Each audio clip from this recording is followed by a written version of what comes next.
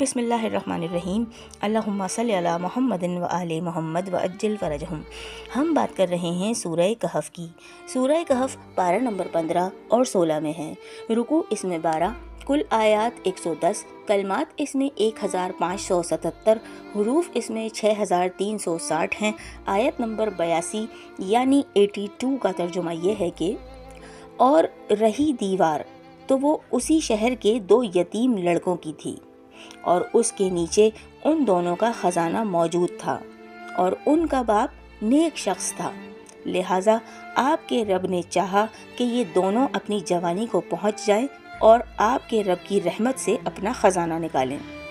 اور یہ میں نے اپنی جانب سے نہیں کیا، یہ ہے ان باتوں کی تعویل جن پر آپ صبر نہ کر سکے۔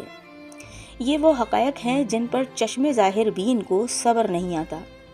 یہاں یہ نقطہ قابل توجہ ہے کہ کشتی میں سوراخ کرنا اور لڑکے کو قتل کرنا حضرت خضر علیہ السلام کا عمل نہ ہو، بلکہ اللہ تعالیٰ کے نظام تکوینی میں رونما ہونے والے واقعات کو تمثیلی طور پر پیش کیا گیا ہو، اور ان حقائق کو حضرت خضر علیہ السلام کے عمل کی صورت میں دکھایا گیا ہو جو کہ در حقیقت اللہ تعالیٰ کی طرف سے تھا۔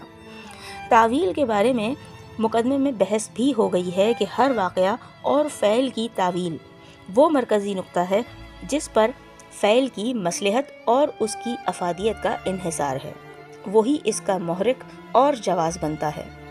حضرت موسیٰ علیہ السلام کو اس طرح نظام کائنات کے پوشیدہ رازوں کا مطالعہ کرانا مقصود ہے، البتہ اس فرق کے ساتھ کہ حضرت ابراہیم علیہ السلام اور حضرت خاتم الانبیاء محمد مصطفیٰ صلی اللہ علیہ وآلہ وسلم کو جس مرتبے کا ملکوتی مطالعہ کرایا، موسیٰ علیہ السلام کو اس سے کم تر درجے کا مطالعہ کرایا۔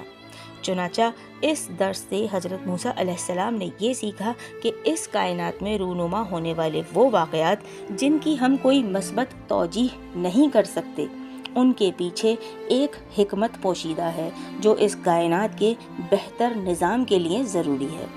چنانچہ یہ ہمارے روز کا مشاہدہ ہے کہ ایک شخص کا اکلوتا بچہ مر جاتا ہے، کسی غریب مسکین کی جمع پونجی ضائع ہو جاتی ہے، کسی شخص کی دولت میں بے تحاشا اضافہ ہو جاتا ہے، ایک ظالم کے پاس طاقت اور ایک مظلوم کے پاس کوئی چارہ کار ہی نہیں ہوتا، وغیرہ وغیرہ، اور اس کی توجیہ اور مصلحت عام لوگوں کی فہم سے خارج ہے۔